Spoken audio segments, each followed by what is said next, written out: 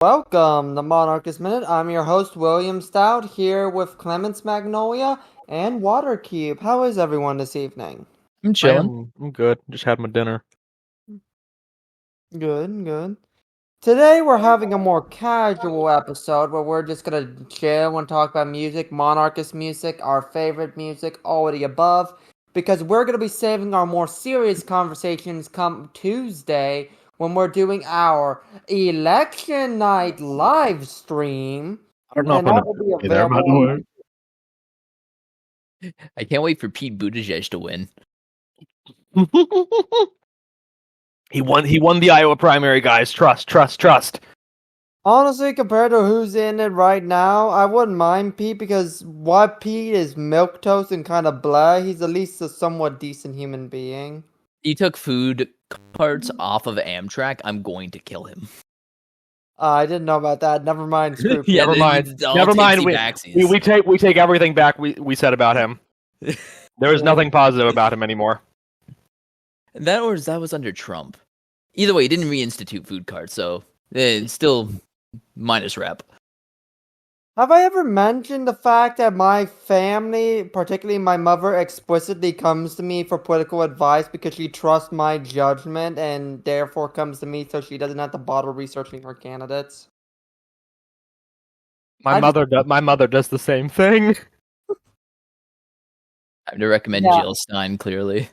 She told me, you need to figure out who canceled my... Okay, so she works for a non-for-profit. So you need to figure out who voted against my non-for-profit getting our funding and who cut our funding. And that'll tell me who I need to vote for. And the only thing I could find about that was from 2 years ago, so... Lovely. You have a cold case on your hand. You gotta get, like, the corkboard and red string up and running. You gotta crack the case. Anywho, let's get on topic before we go off on some schizo rant like we normally do, but I'm pretty sure we'll get on to some very schizo rants. Oh yeah, my music taste is Another terrible. normal I thing. am going to put the worst ish No. out there. No. I do not think your music taste is terrible because the first Substack article you ever wrote for us was about a weed metal song, and I still have that on my playlist because it is a jam. Well, Dope Smoker is just quality for what it is. Like, I love Dope Smoker. Dope Smoker, in my mind, is monarchist music because it has whimsy, and I associate monarchy with whimsy.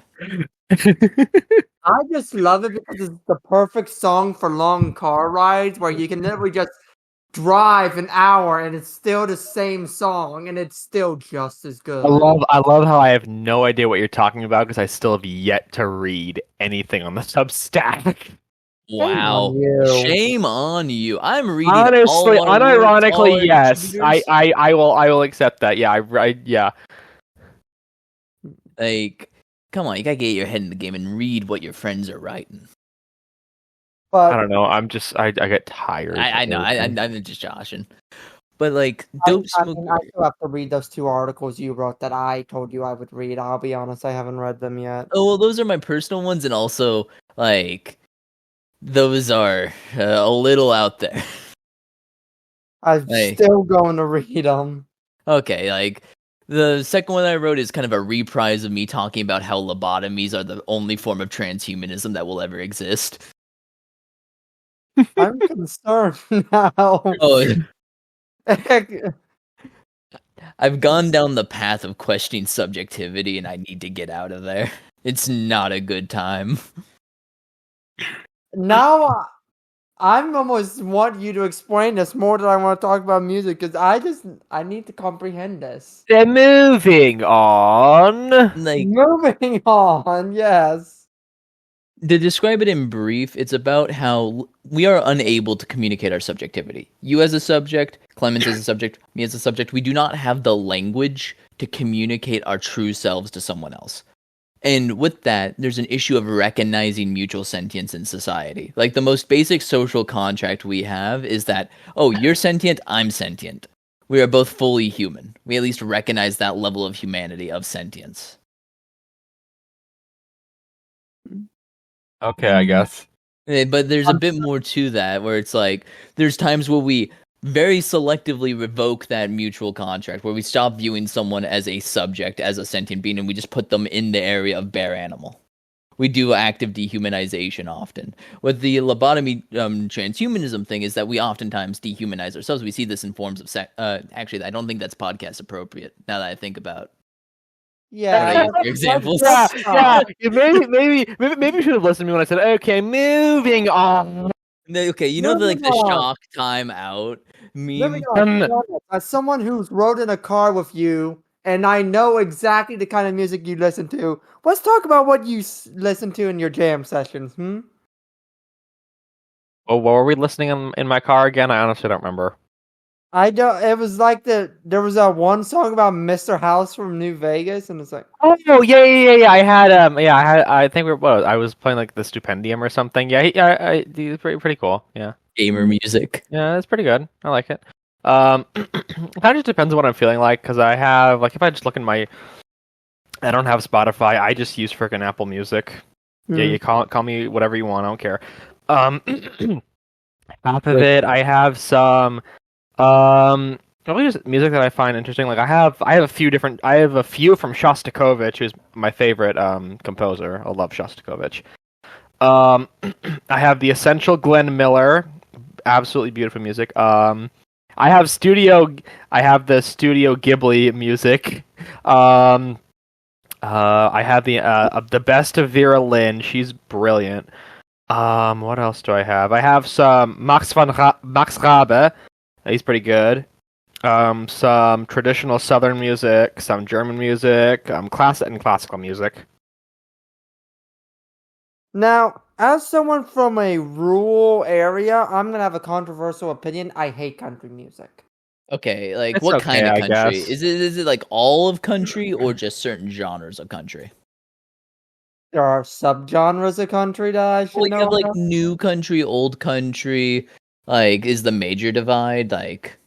Literally, the only country you really listen to is Johnny Cash and Which is good. I like Johnny Cash. Okay, so that's older country, really, right, like and style wise.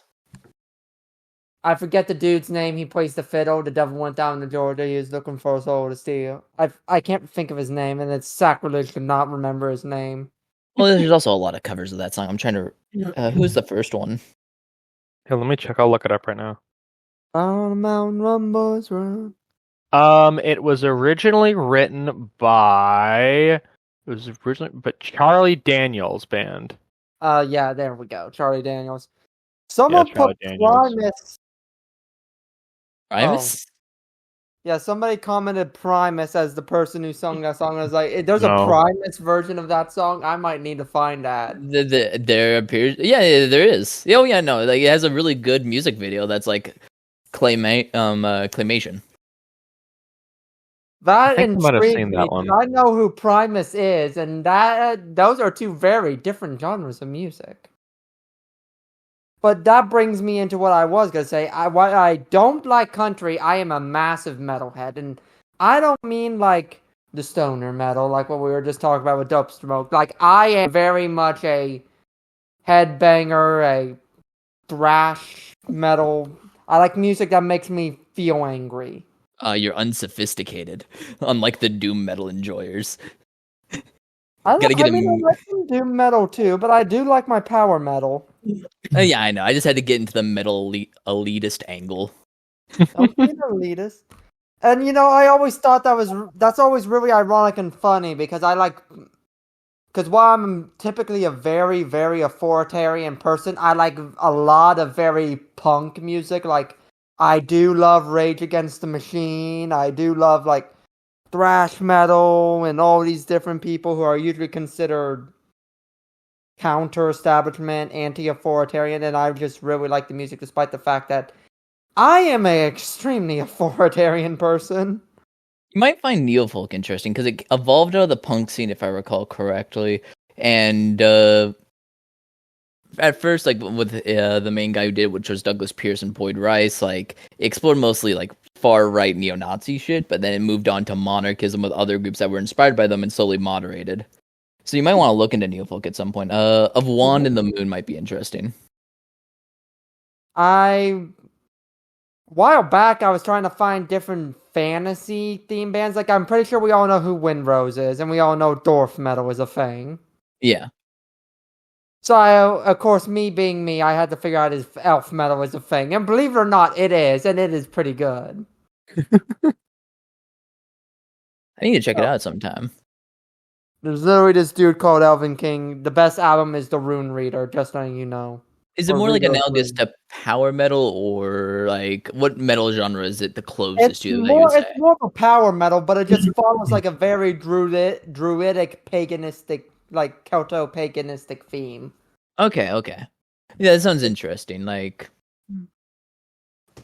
and whenever they start toying with that like Gaulish kind of mindset, it always gets a lot better with music. I don't know, like that adds a little spice to it. I think it's just unexplored. Underused and underrated instrument. I'm not gonna lie. Oh wait, which instrument? Bagpipes. Oh, bagpipes, hurdy-gurdy. Literally, it's just like any drone instrument. I'm sorry, I can't think of the hurdy-gurdy without thinking of that video of the dude playing it while wearing the deer on his head. I do not know that video. You do not know this? Excuse me for a moment. I had to go find this video for you. I have not seen it either, but I know of the hurdy-gurdy though. Like hurdy-gurdies are like any drone instrument. Drone instruments and drone music is good. And I'm tired of pretending that it's not. It is, and I'm tired of pretending it's not. Like a little like really more on the elvish like myths and pagan stuff. An album that I recently re-listened to today, Jägerblut's 1876 to 1906, which is supposed to capture like the myths of the Alps and Bavaria, where the authors are from and the songwriters are from. It's a magical experience. I recommend listening to it. Like you feel like you're in a fairy tale, basically. Nice. I'm trying to find a link to it. It's also really hard to find because it's obscure as all hell, and there's no information about the band that I can find anywhere except 2 links. Lovely. Found the video. This is important. This is very important.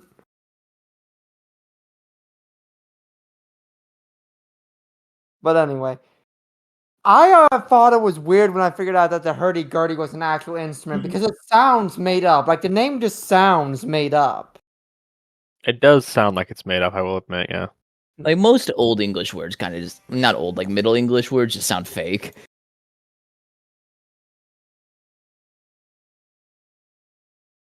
Oh, this video, okay. So you have seen it before. Where is it? Like, I've seen it like once before. Like, I've not seen that video before. What? I'm pretty sure I've sent it to you before because I. Me? No, you have not. You have not sent this to me. Yes, I have. No, you haven't. I used it in a meme. I would remember this. I'm sorry. I would. You might have sent something along the lines of this, but not this exactly. Hold on. Now I'm gonna have to check through our freaking DMs now. Yeah, because I'm pretty sure I sent it to you, and I captioned it "Appalachia in a nutshell" because we were late night shit posting about the map. Hold on, I'm going through. Gotta see all the freaking redeemed Zoomer stuff that we've been DMing each other. Redeemed Zoomer. God, his official condemnation of anime. No. Okay, his server is so stupid. They're like, guys. Literally today, they were all on their server like, guys, no more sexist jokes. This is not funny. And I'm just like, what are y'all doing? Redeemed Zoomer is going to become a pope of himself. We can't post anime. We can't make fun of women. What are we supposed to do on Discord? It's not. But this is a Christian Discord server. Oh, it's just you guys are on record saying that. I didn't say any of that. I want that on the record. I, for one, am on the team of don't be sexist towards women. Hey, I'm no, okay, not no. I'm not in favor of it. I'm just saying that I know. it's really everything. His server is just kind of stupid. I'm know. not I'm joshing. sexist. I'm not racist. I'm not anything. I just have a really dark, crude sense I of just hate humor. New I'm Englanders. not ashamed of it. It's just valid. I just hate New Englanders. Like, we're more English than they ever will be in the South. Like, We're the real wasps. That is true, though. Unironically true. I remember one time, I think as Moa, I made a comment about how Celtic the South was, and there were so many Southerners butt hurt in the comments about how the South were the real Anglos. I'm like, yeah, no. Oh, That's also true. Like, okay, if you're using it to that to dog on me. Southerners, then it's fine. But I need to use this to dog on New Englanders. Yeah. It's kind of like who invented something in the Balkans. All the different countries claim it just to own the other one. Oh yeah, you did send that to me. Yeah, you said nobody Appalachians. Yeah, I'm like, oh, that's accurate. Yeah. You were hunting it down this entire time. Yes, I was like, I need to know. I just need to know. Listen. I'm slightly autistic, so when I get my mind on something, I need to get it done, or else it will annoy the ever loving crap out of me.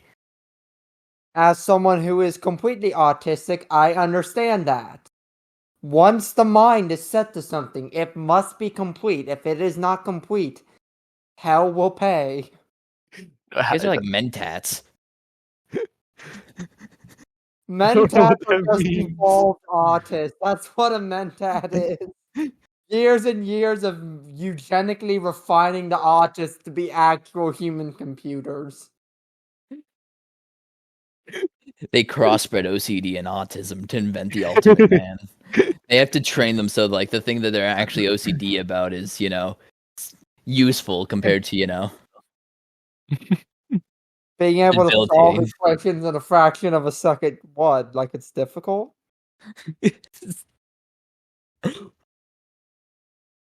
Imagine Chris Chan mentat. Why is that the first No, thought? what is wrong with you? I had that ish in my mind and I had to put that ish out there. I had to share that with the class.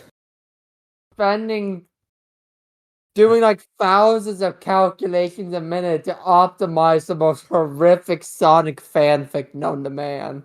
Okay, actually, on Chris Chan, getting back to our main topic of music, one of the weirdest experiences I've ever had was a good cover of one of Chris Chan's original song covers. Like when it's by someone who actually knows how to sing. Because it's like, there is something there. There's a melancholy to Chris Chan's music that betrays something. Virgin with Rage is a meaningful lyric, and I will stand on this.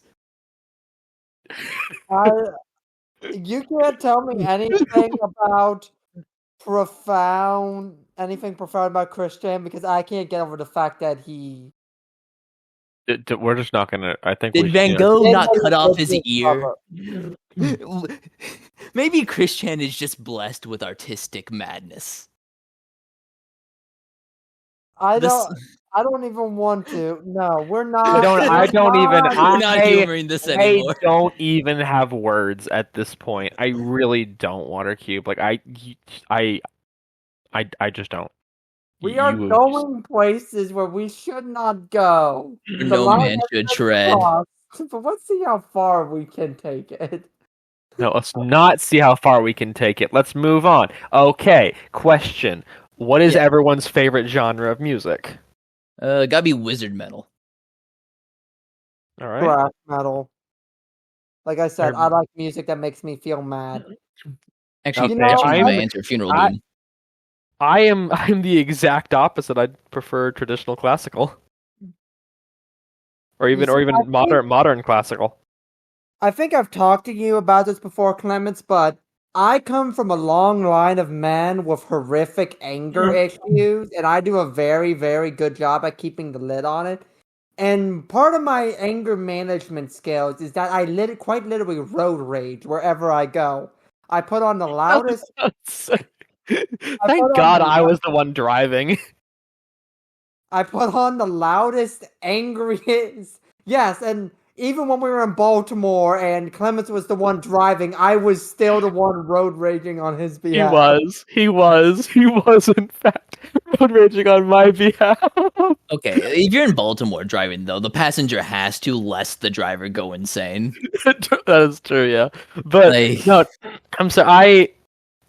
Well, you come from a long line of angry men. I come from a long line of from German aristocrats. If I go down the male line, I come from a line of German aristocrats. So yeah, classical music for me would make sense then by that presumption. Genetic Yeah. music tastes. Genetic music taste. Well, actually, what is I don't even know what my dad's favorite. I'm gonna ask my dad right now. What's your favorite genre of music? Like, I know my We'll father was see what into happens. old country, but like also into boy bands, which gave me a taste for Eurobeat and Eurodance. I will admit I do like rap too, and I prefer the older rap, but there are a few gems from modern era. Like, I'm not gonna lie, I like Chief Keef. There, I said it. I like Chief Keef. I like Post Malone. They're pretty good. With rap, have you ever looked into the artists that came out, like the Moorish Science Temple? Like, No. there's some famous ones, like Ice Cube, I think, is from that, like, school of thought. But there's another one called, Dr. Daddy Kane, I think. Let me check. I think I told you I'm in the Wu-Tang Clan. I still have yet to explore Wu-Tang Clan's discography. Like, they've been on my listen to list for a while, but they're in the way end of the backlog. But yes, the secret to William Stout's anger management strategy: put music on that makes me feel angry and dangerous, and then road rage. I highly suggest you don't do that. By the way. Maybe Just remove the work road the rage fun. element and, like, at Yeah. home, get the Remove the anger road. out. Yeah, remove the road rage element. Then I think would be fine. Yeah, like, the real way to drive is you put on some SDRL and you start blasting that, and you smile and you have the time of your life. Like, you're speeding not for the anger of it. SDRL, they're like Australian hardcore. They were like popular back in the day, like used in a lot of like music. Like, you ever hear the song "Pretty Rave Girl"? No. No. No, okay. I think this is just out of y'all's purview.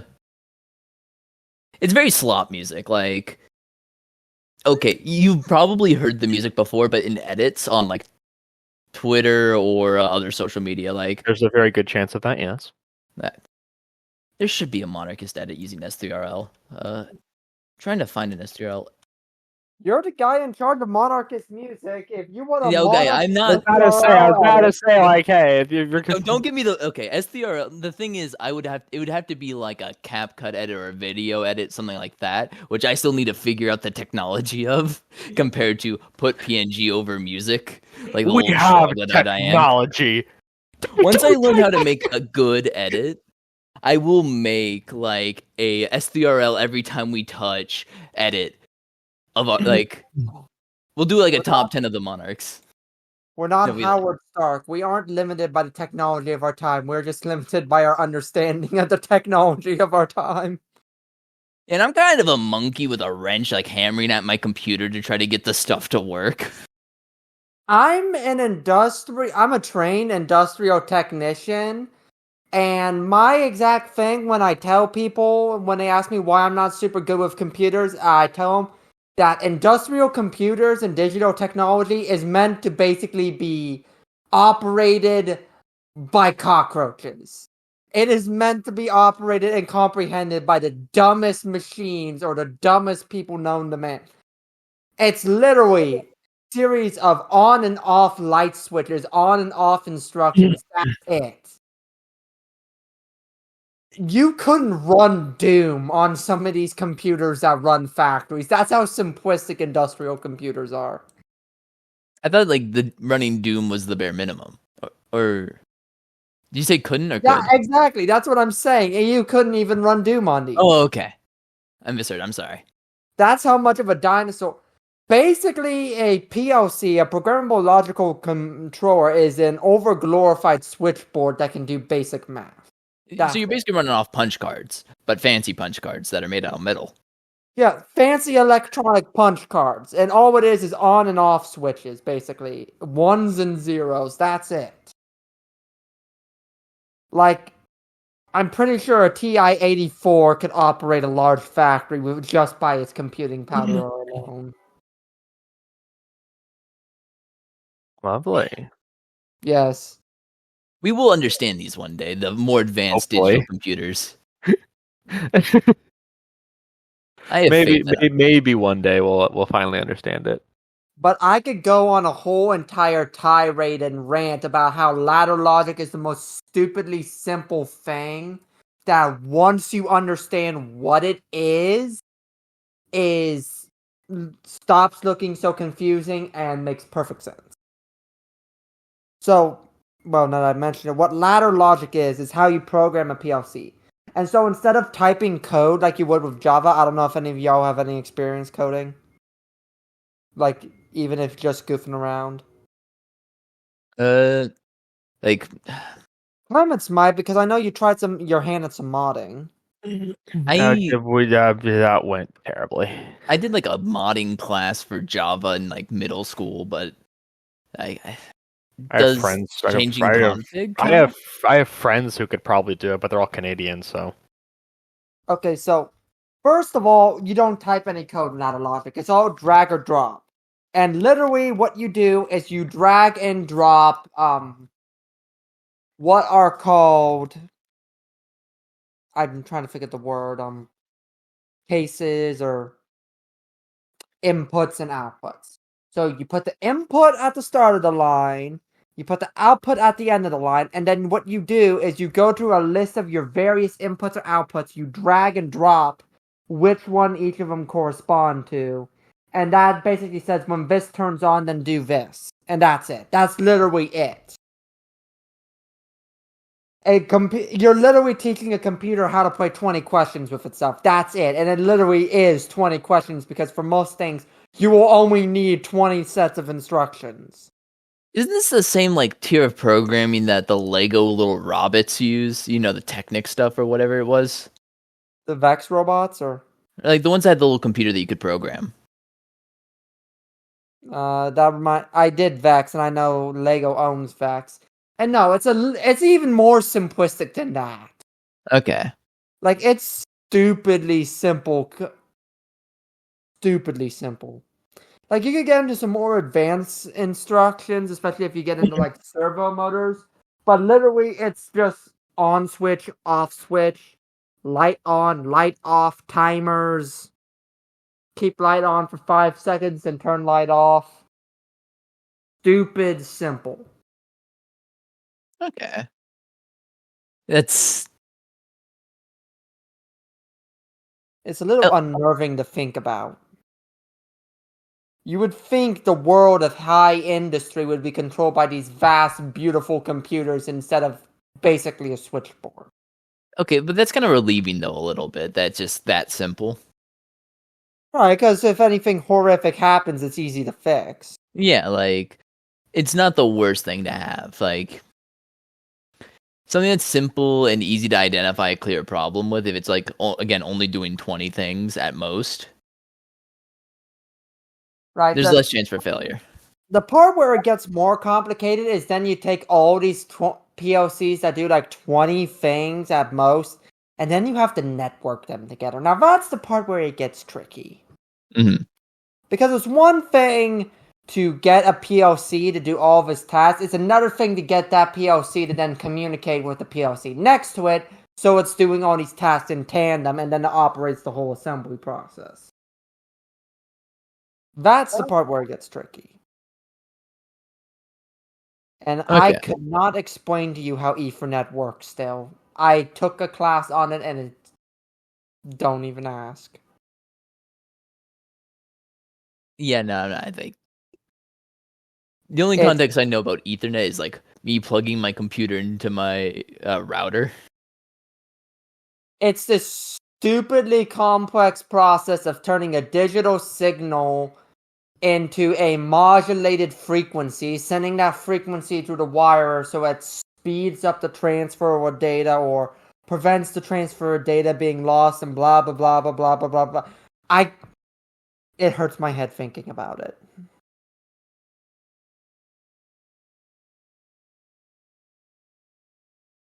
But yeah, you would think industrial programming is difficult. No, industrial programming is stupid easy because everything you have to do in industrial programming is very simple. Turn switch on, move piston, start timer, just easy.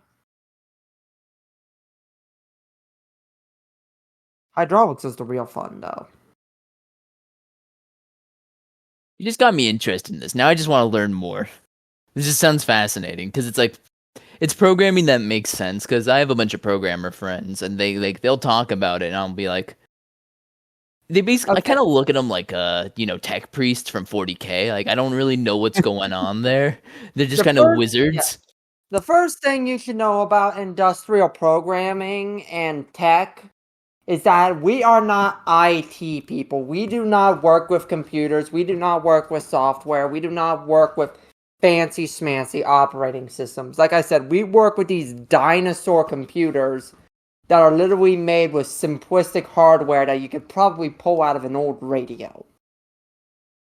Like, I'm pretty sure the most power the average PLC has is 5 megabytes. That's it. That's how much processing power they have unless you hook it up to a bigger computer. How much power does it consume? Out of curiosity. Like, do you know, like... if I remember correctly, standard operating power for a PLC is 120 volts going in DC. Okay. I don't know why I asked that question because I don't know what to do with that information. I was trying to see if it'd be like cheaper to use the simpler machines. I don't know if you could use them for Bitcoin mining. No. I just more meant generally, like, is it more efficient for the business to be using like a more simplistic form of technology than update it and try to rely on modern tech? It's not that, like, these are still state-of-the-art machines for their time period. It's not that we can't use a more advanced computer, it's that we don't need to. Yeah.